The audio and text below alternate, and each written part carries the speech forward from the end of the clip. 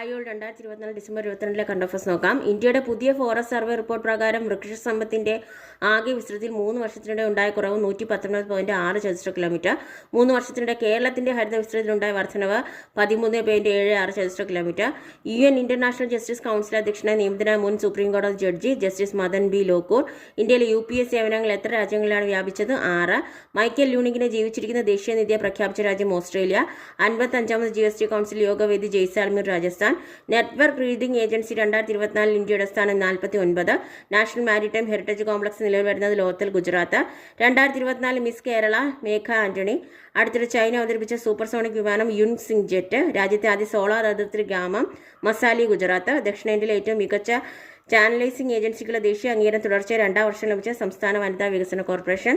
ചെറുകിട വ്യവസായ സംരംഭങ്ങളെ ഉത്തേജിപ്പിക്കുന്നതിന് വ്യവസായ മന്ത്രാലയം കൊണ്ടുവന്ന കേന്ദ്രീകൃത registration Udyam registration. Okay, thank you.